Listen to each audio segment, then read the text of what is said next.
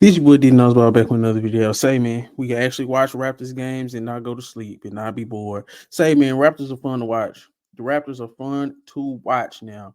Now I just watched the Raptors play the Indiana Pacers, where they got the dub, and now they currently on the 3-game winning streak. Um, so the Raptors, as we know, they had a major overhaul during the trade deadline. They done got rid of Pascal Siakam. They got rid of OG, and they brought in a whole bunch of new guys. And now they have a new core. The Toronto Raptors currently, as it stands, they're third in assists, first in fast break points, fourth in points in the paint, third in assist to turnover ratio. Um, the new Raptors, their young core is Scotty Barnes, RJ Barrett, and Emmanuel Quickly. That is the core. And I'm gonna get to the other pieces in a minute. But Scotty Barnes in his last 3 games, in his last 3-game winning streak, he's been almost averaging a triple double. He's at 20, 10, and 8. RJ is at 25 and 5. Quickly is at 22, 6, and 3. So if you look at that, that's not a big three, but that's a solid 3, like a mid 3. That's a decent 3.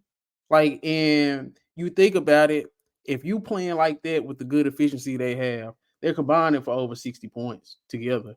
60 points over 21 assists and around 10 to 12, 13 rebounds combined for 3 players. I'll take it, especially as young as they are and how new they are to each other. Now, let's get to the game. So, in this Raptors Pacers game, you could kind of take it with a grain of salt because you could say that the Pacers are coming off a back to back. They just had a big win against Dallas, whatever, but you got to play your schedule. So Scotty Barnes, I'm gonna start with Scotty Barnes against the Pacers. Now he had a solid game. He had a triple double. He had 21, 12, and 12, I think, if I'm not mistaken, and he had 5 blocks. Now Scotty Barnes, he had a triple double, but I think he could have shot better and he could have complained less. But overall, he had a really good game, like especially on the defensive end. You get anytime you get 5 blocks, it's hard to complain. Even when he didn't have the greatest shooting night, I don't even think he made a 3, and he looked like he was complaining to the refs like a little bit too much of me. But in terms of being that connector piece, the face of the franchise, Scotty Barnes is pretty much everything you want in a jumbo wing. He gets other players involved. He guard multiple positions. He can get into the lane.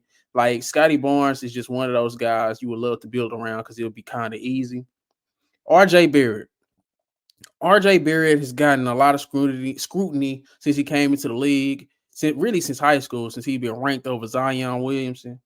But in my opinion, I think RJ is a good player, and he's been a hellified player for the Toronto Raptors, especially in his winning streak.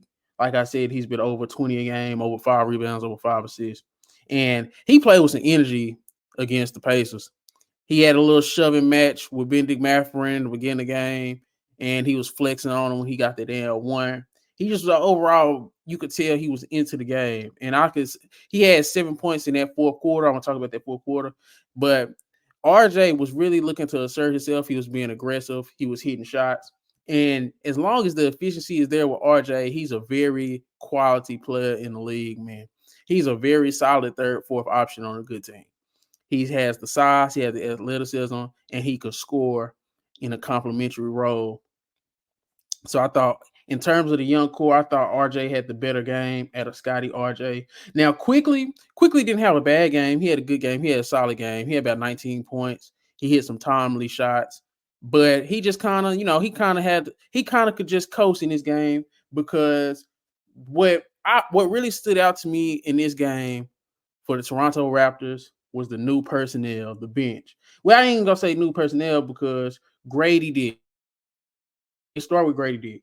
Grady Dick is a rookie, and let's just keep it a buck. People been making fun of Grady. Grady hasn't had the greatest start to the season, but in Grady's last few games, he done had 18 about 3 times, and in this game, he had 11 points in the fourth quarter. He had 11 fourth quarter points. Grady had 11 fourth quarter points.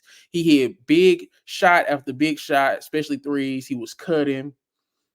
Grady is just one of those off-ball players at like 6'7" that you would love to have on your team because he can move without the ball, he can catch and shoot, he can cut, and he's not your small shooter. He's not like a Duncan Robinson. He actually has some size on him, and he can get down and guard a little bit. So Grady had a really big game. If I was giving out player of the game, it would be hard not to give it to Grady Dick and RJ Barrett is a close second. But I thought Grady Dick played that well of a game.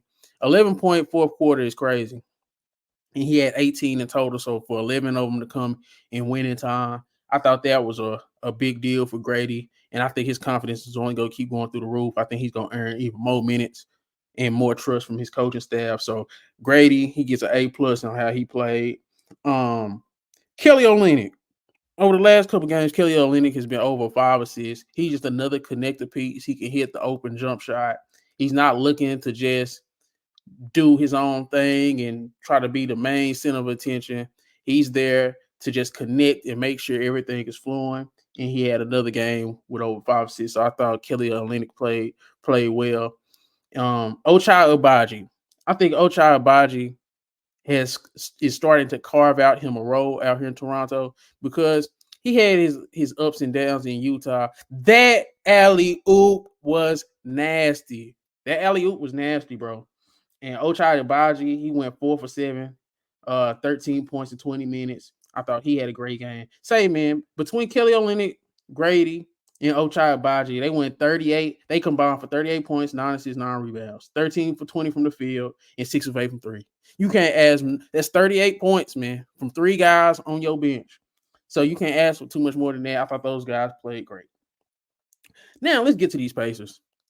The Pacers, man, I get it. Like I said earlier, they coming off a back-to-back. But that backcourt played terrible. Tyrese Halliburton and Andrew Nembhard was terrible. At least Andrew Nembhard was playing solid defense. He was playing some solid defense. But Tyrese Halliburton just had a bad game. This was a terrible game. That backcourt combined for 7 for 25 from the field, 2 for 10 from 3, and 20 overall points. It was bad, man. It was bad. The only thing that saved them is TJ McConnell had a good game coming off the bench. He had 10 points, 5 of 8. He was getting to his spots. He looked pretty good. I think the way that he was playing, I would have played him a little bit more. I'm not going to lie to you. But, yeah, in my opinion, Halliburton, he was just bad, bro. 2 for 11 from the field, 1 for 6 from 3, 9 points. 7 assists. He didn't have no rebounds. He was a negative 16, and he looked as bad as he looks on the box score. Watching the game, he looked bad as he did. I think Siakam and Benedict Mathurin played great. Siakam mostly the first half, Benedict Mathurin throughout the game, mostly that second half, that third quarter especially. Those guys played great. They combined for 61.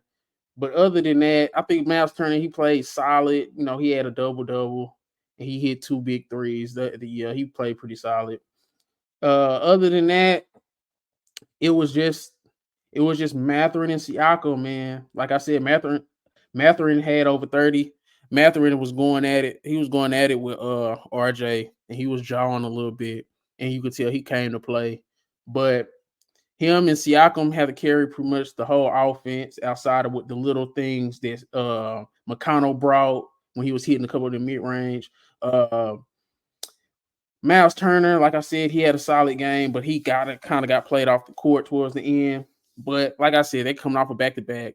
But this was a good win for the Raptors, in my opinion. This was a bad loss for the Pacers, in my opinion, because you don't come off that Dallas win and then lose to the Raptors. Well, you don't like that. But all in all, man, the Toronto Raptors, this was a fun game. The Toronto Raptors played very well. Their young core is looking great. It looked like they got some solid role players for the future. I do think they need to probably add another big man and probably like another shooting guard or a bigger wing. Because I like Gary Trent, but somebody that could fill that type of role. I would like it. They need like an Isaac Okoro so you can move RJ to the shooting guard position. But yeah, this your boy D Knows Ball. Make sure you like, comment, subscribe. How y'all feel about the Toronto Raptors going into the future? And just let me know y'all thoughts on the direction they're going. But this your boy D Knows Ball. Make sure you like, comment, subscribe. I'm out.